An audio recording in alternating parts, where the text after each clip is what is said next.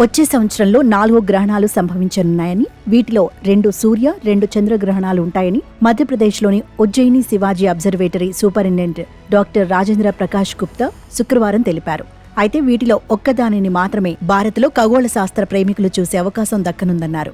2025 మార్చి 14న సంపూర్ణ చంద్రగ్రహణం సంభవిస్తుందని, అయితే ఇది భారత్లో పగటిపూట సంభవించనుండటం వల్ల ఇది కనిపించే అవకాశం లేదని తెలిపారు. అమెరికా, పశ్చిమ యూరప్, పశ్చిమ ఆఫ్రికా, ఉత్తర దక్షిణ అట్లాంటిక్ మహాసముద్రాల ప్రాంతాల్లో ఇది కనిపిస్తుందన్నారు. మార్చి 29న పాక్షిక సూర్యగ్రహణం సంభవిస్తుందని, ఇది కూడా భారత్లో కనిపించదని తెలిపారు. ఇక సెప్టెంబర్ 7-8 మధ్య ఏర్పడే సంపూర్ణ చంద్రగ్రహణం భారత్తో పాటు ఇతర ఆసియా దేశాలు, యూరప్, అంటార్కిటికా, పశ్చిమ పసిఫిక్ మహాసముద్రం, ఆస్ట్రేలియా, హిందూ మహాసముద్ర ప్రాంతాల్లో కనిపిస్తుందని గుప్తా తెలిపారు. ఇందుకోసం ఖగోళ ప్రేమికులు ఉత్సాహంగా ఎదురుచూస్తున్నారు. ఇక 2025 సంవత్సరంలో చివరిగా సెప్టెంబర్ 21-22 మధ్య పాక్షిక సూర్యగ్రహణం సంభవిస్తుందని, ఇది భారత్లో కనిపించదని తెలిపారు. అమెరికా, పశ్చిమ యూరప్, పశ్చిమ ఆఫ్రికా, ఉత్తర దక్షిణ అట్లాంటిక్ మహాసముద్రాల ప్రాంతాల్లో ఇది కనిపిస్తుందన్నారు. మార్చి 29న పాక్షిక సూర్యగ్రహణం సంభవిస్తుందని, ఇది కూడా భారత్లో కనిపించదని తెలిపారు.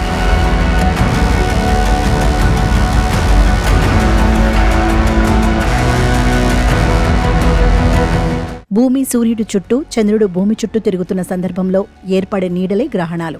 ఇవి అమావాస్య, పౌర్ణమి రోజుల్లో ఏర్పడతాయి. కానీ అన్ని అమావాస్య, పౌర్ణమి రోజుల్లోనే గ్రహణాలు సంభవించవు. 2025లో మొత్తం 4 గ్రహణాలు ఏర్పడుతుండగా వీటిలో 2 సూర్యగ్రహణాలు, 2 చంద్రగ్రహణాలు. ఈ గ్రహణాలు మార్చి, సెప్టెంబర్లో వరుసగా ఏర్పడనున్నాయి. మార్చి 14న మొదటి గ్రహణం సంభవిస్తుందని, తర్వాత 2 వారాలకే మరో గ్రహణం ఏర్పడతాయని ఖగోళ పరిశోధకులు వెల్లడించారు. ఇక గ్రహణాలు అవి ఏర్పడే పరిణామ క్రమంలో ప్రతి 18 ఏళ్ల 10 రోజుల తర్వాత ముందే ఏ క్రమంలో ఏర్పడ్డాయో మళ్లీ అదే విధంగా ఏర్పడతాయి. సాధారణంగా ఒక ఏడాదికి 4 నుంచి 7 వరకు గ్రహణాలు సంభవిస్తాయి. ఇందులో 2 నుంచి 4 సూర్యగ్రహణాలు, 2 చంద్రగ్రహణాలు లేదా 4 సూర్య 3 చంద్రగ్రహణాలు ఏర్పడతాయి.